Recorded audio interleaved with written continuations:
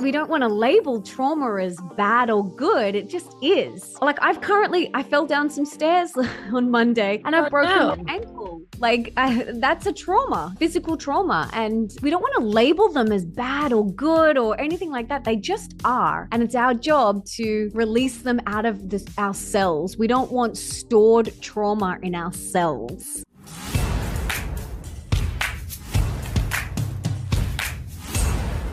Okay, guys, this is going to be so good because you are getting ready to master the mean girl, boy, whatever that crazy thing is in your head today, because we've got Melissa Ambrosini. She is a best-selling author.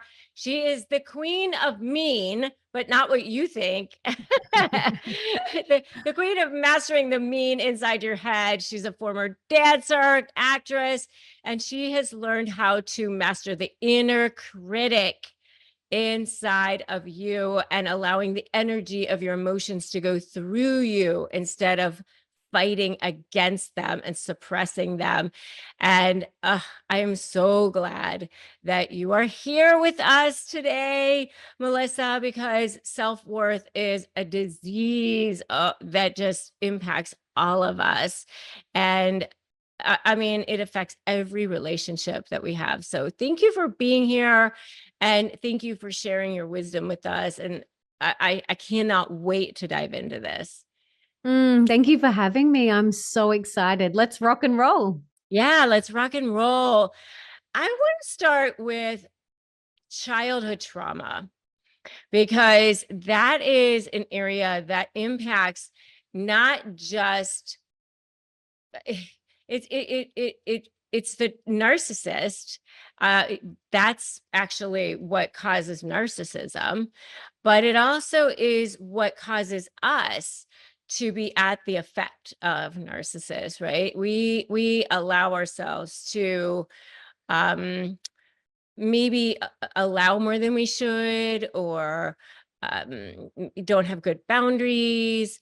Maybe we, it's just so much of who we are or what we allow or what we don't allow, or everything goes back to, I think, childhood trauma, that disease to please, that inner self-critic just is born there.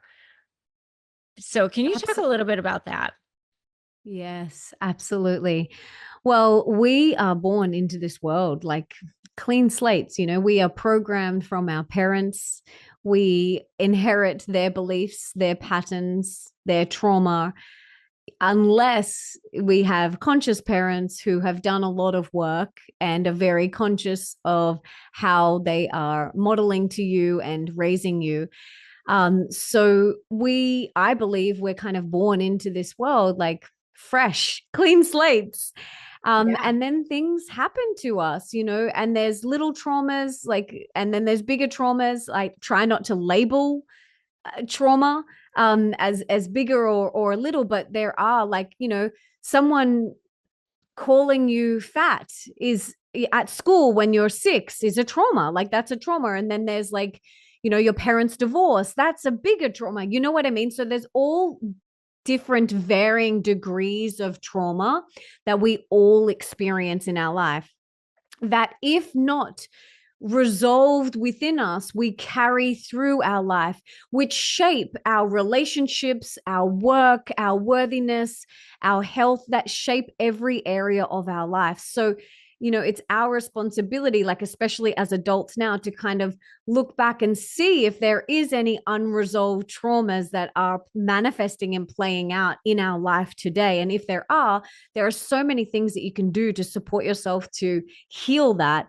But as a child, it's our responsibility as parents to help them move through anything that may come up for them, and, like, ideally help prevent, a lot of those things, and do our best to support them if there is a trauma, so that they don't have to carry that for the next 10, 20, 30, 40, 50 years of their life, like so many of us have. But it's really important that if you want to live, your best life, that you look at things that may have happened to you in your early years that are shaping the way that you show up in your business, in your relationship, and in your life now.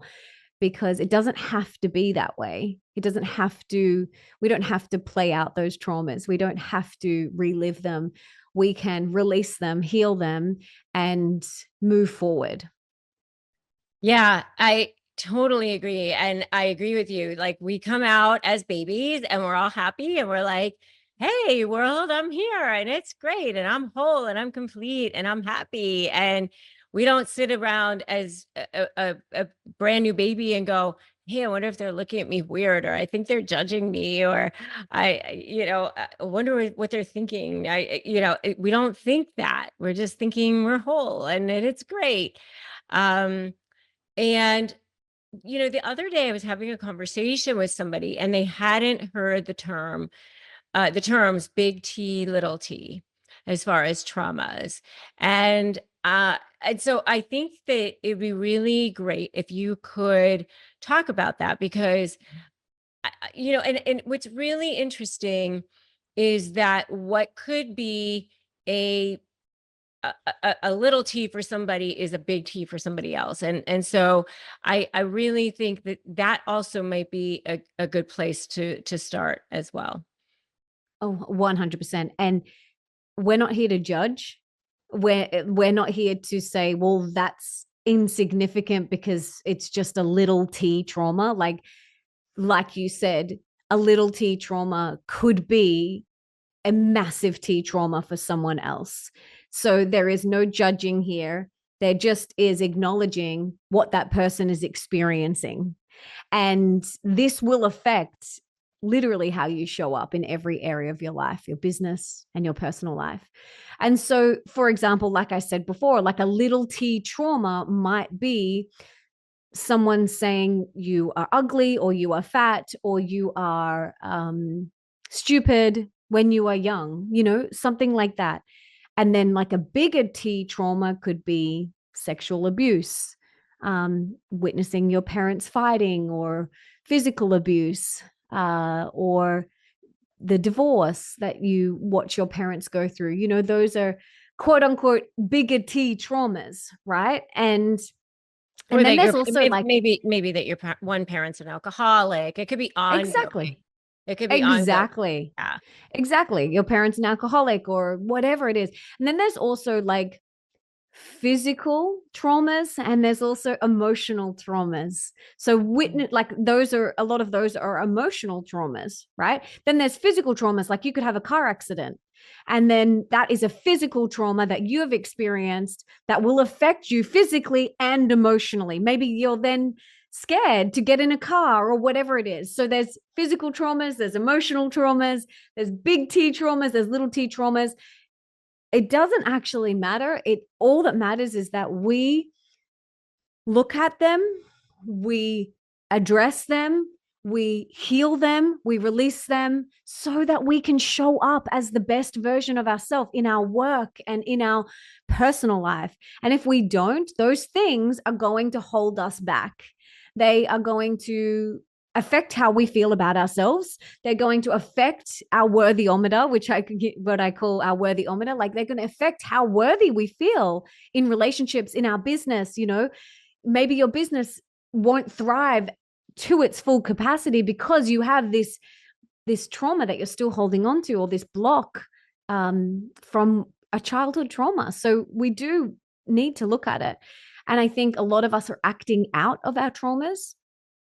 And that is also blocking us from having really beautiful, authentic, true relationships because we are bringing baggage from the past that is blocking us from having like a beautiful experience with this person that's sitting in front of us. So yeah, there's the more that we kind of look at, okay, that's triggering me, that's an old wound, the more we can kind of look at that stuff. And you can do a lot of this work on your own. You can also get support from therapists or coaches or counselors and things like that. And I highly recommend doing all of those things and seeing what works for you, because it will affect every area of your life. And life is precious. We only got one. And so we may as well make the most of it. Yeah. So true. And I actually heard somebody say that if you don't get a hold of your traumas, like your trauma will make decisions for you. Like your Mhm. trauma will choose that person, or trauma will show up and speak for you. Trauma will be the emotion.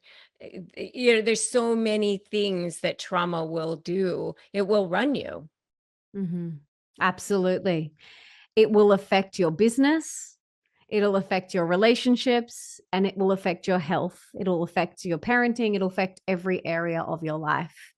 And I see it like with my clients inside She Launch, which is my company that helps female coaches and consultants and service providers grow their business, their dream business to 6 and 7 figures without burning out.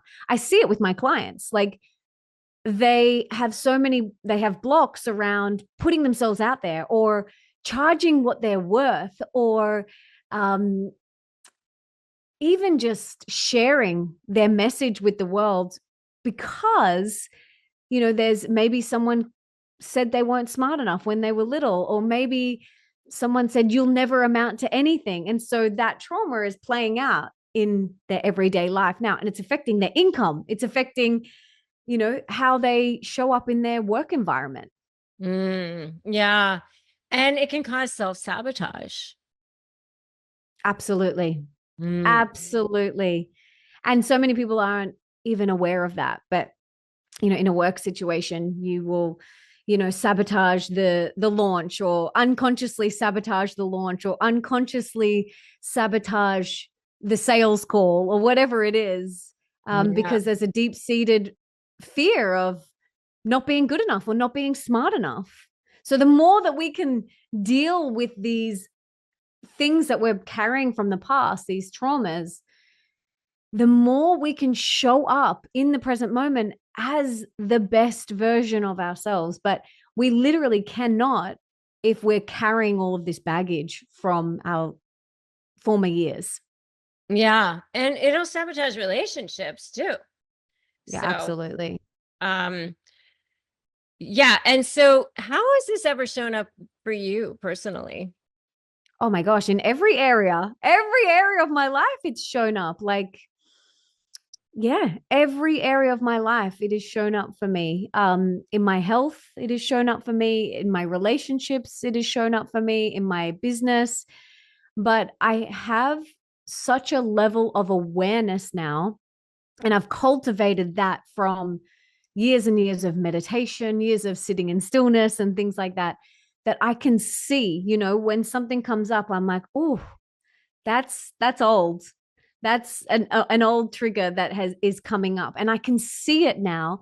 And so I can either coach myself through it, or sometimes if I'm like, I'm feeling quite blocked with this, I will seek support from a coach or a mentor or a therapist, or even just talking it out with my husband may be able to help resolve it. But I always just sit and I'm aware that that is old and that's what's being triggered. But like I said, if I'm feeling a little bit stuck, or if I'm feeling like I need to talk it out, um, that is something that I love doing because I find it so powerful, and not necessarily with someone who's going to give you advice. Like sometimes I'll say to a friend or my husband, I'll say, I just need you to listen. That's Yeah. it. I don't need you to actually give me any advice or say anything. I just need a sounding board. This is what's come up for me. This is what I'm experiencing. And I just want to express it. And often when we even just express it, we heal it because we're acknowledging it and we're not sweeping it under the carpet. Yeah. Like so many people are avoidant. So many people avoid looking at this stuff. So many people avoid tough conversations with themselves and with others. And this avoidant behavior is breeding resentment within people.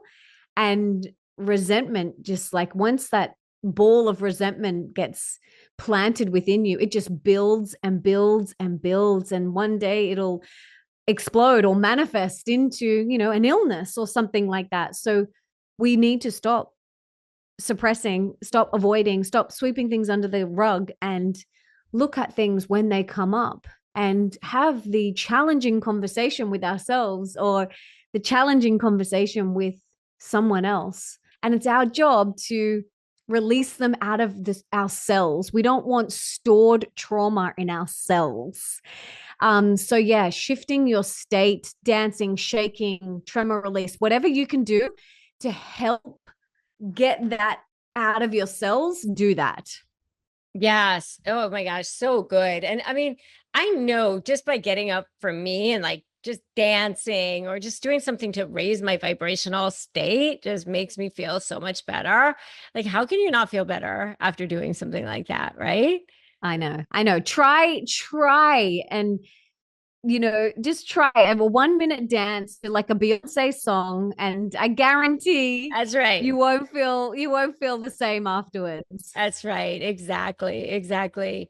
So you talk about using your self-sabotage as fuel.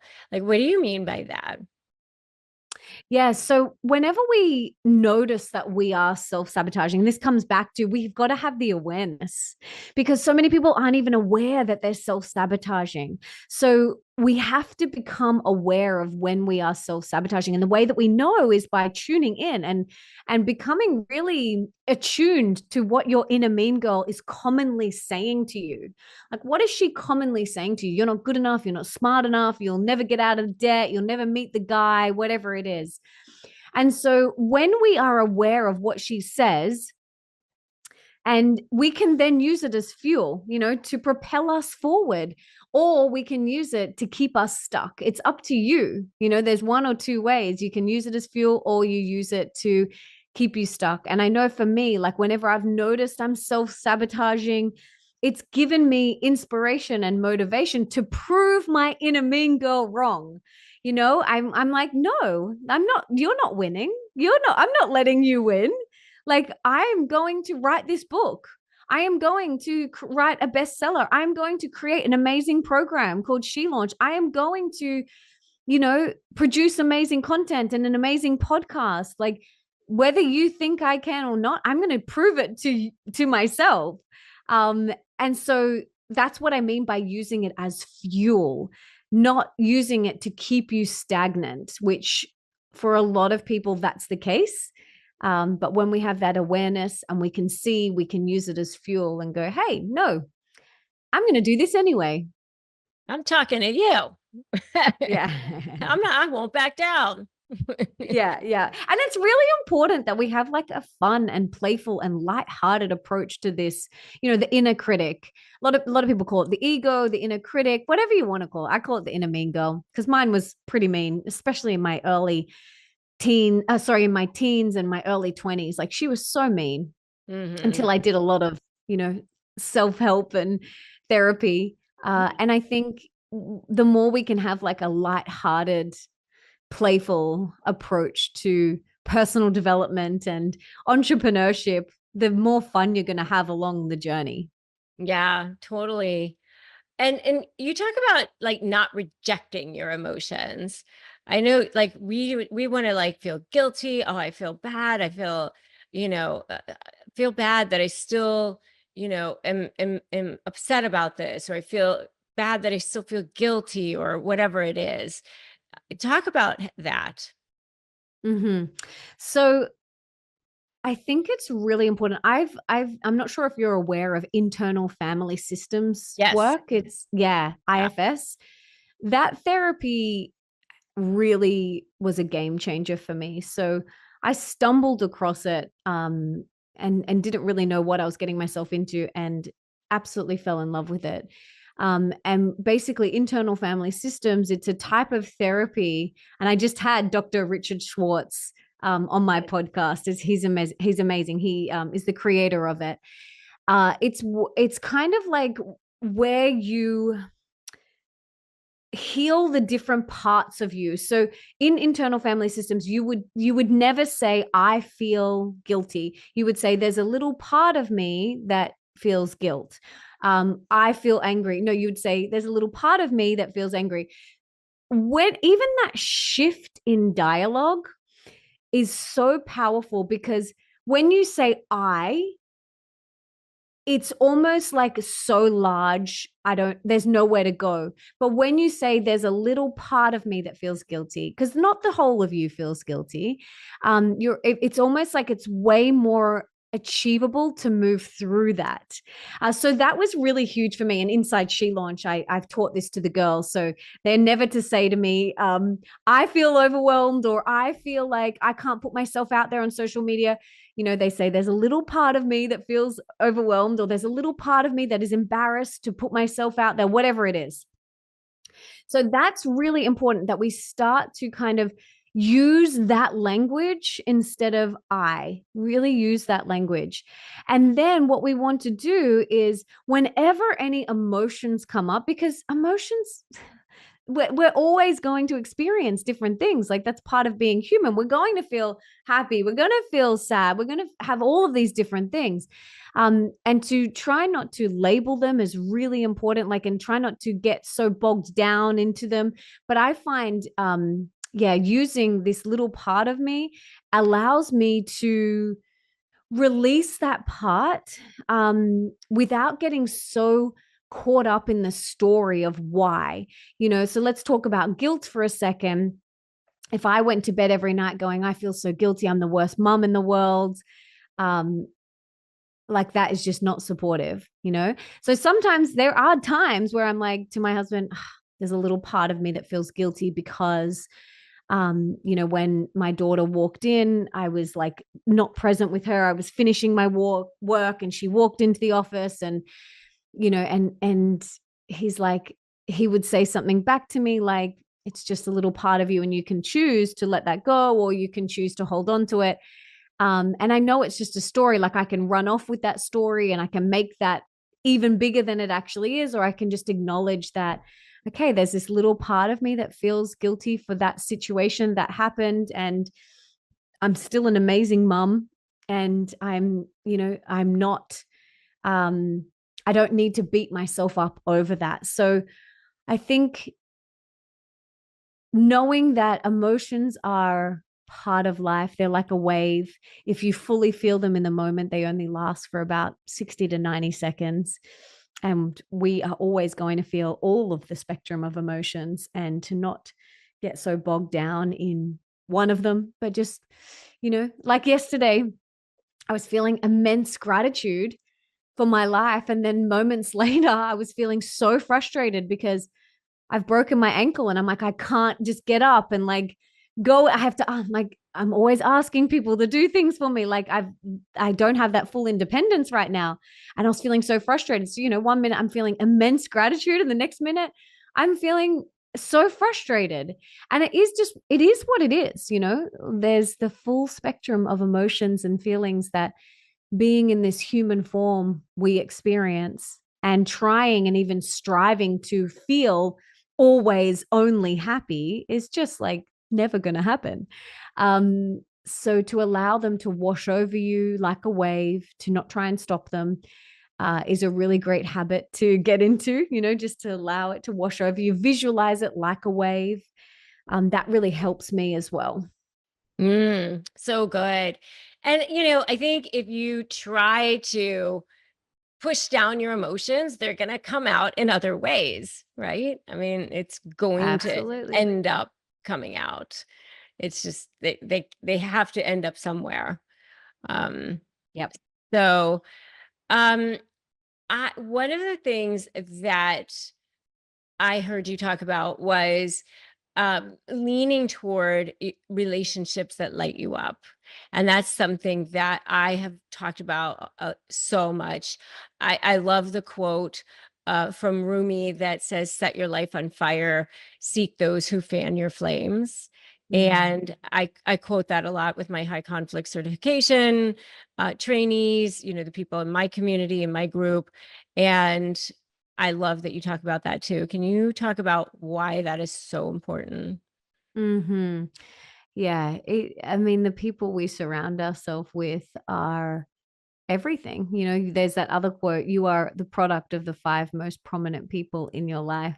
Yeah. And I think as I've gotten older, I'm curious if this has happened for you too. Like I've always, like in my teens and my 20s and even my early 30s, always had so many friends, a huge big group of friends. And I think, as you get older and as you add more kids to the equation, you have less and less time for that big group because your priorities shift.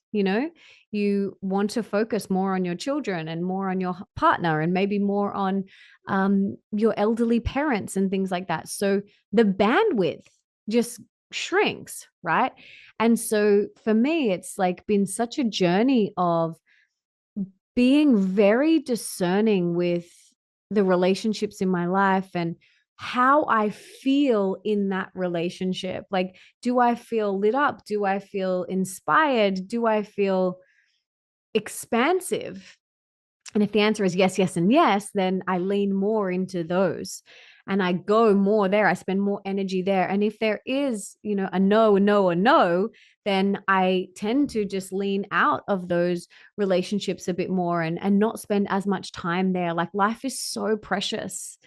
It is so sacred. And it's so important that we are surrounding ourselves with people that we just love and that we want to invest time and energy and love into, especially when you've got little kids. Like they are like my daughter's my number one. Like, she's my priority.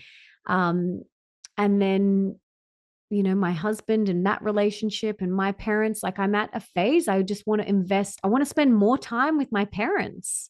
Hmm. Um, they're in their late 60s and I want to spend more time with them.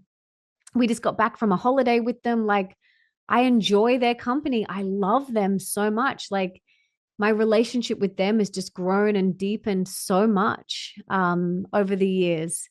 And where, you go through the stage, I don't know, I went through the stage where, late teens, early 20s, you're like too cool for your parents. You just Yeah. want to go out and party and, you don't really want to hang out with them. But like now I'm like, can we go out to dinner with my parents? Like, I just want to spend more time with them because I just love them so much.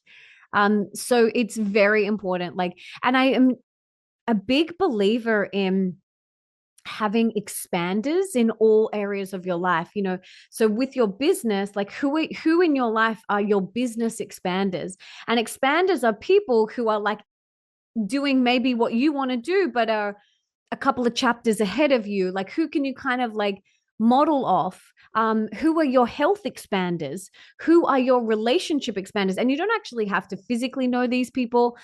Maybe they're online mentors, or maybe Tony Robbins is an expander for me. I've never met him, but people that you can read their books and consume their content. So I think it's really important that we have people in our life, in all the areas of our life, that are expanders, and people that just light us up and it feels good. And also notice, like when you're with people, are you feeling expansive or are you feeling like you're contracting? And I think there's another quote, and I'm going to butcher it, but it's like you want to be friends with people who are like shouting your name from the rooftops when you're not in the room. That Yes. they're the ones that are like shouting your name, that are like, you know, um, recommending you and your products and who you are and things like that. You want those sorts of people in your life. Absolutely. So, where can people find out more about you and your books and everything about you? You've got an amazing book. It's called Comparisonitis, but you've got like 5 books. So, I mean, you're so prolific and you're so amazing and so brilliant. So, where can people find out more about you and your program? You mentioned your program. So where can people find out more about you? Yeah, beautiful. Well, firstly, you can come to my website. It's melissaambrosini.com. You can get all of my books there. You can also check out She Launch if you're listening to this and you are a female coach or consultant or service provider and you want to grow your online business to 6 and 7 figures without burning out. Then come and join She Launch. On Instagram at Melissa Ambrosini, and my podcast, The Melissa Ambrosini Show, which has over 600 episodes, and it's amazing. So you can come to any of those areas and check me out. But I would love to connect with you, and I always love meeting people online who have listened to an episode. So if you are listening to this, come on over to Instagram and tell me what you got from this conversation. I would love to hear. Oh, yes. So go check her out. Go check out her books. Go check out her podcast, her website, her YouTube, her Instagram.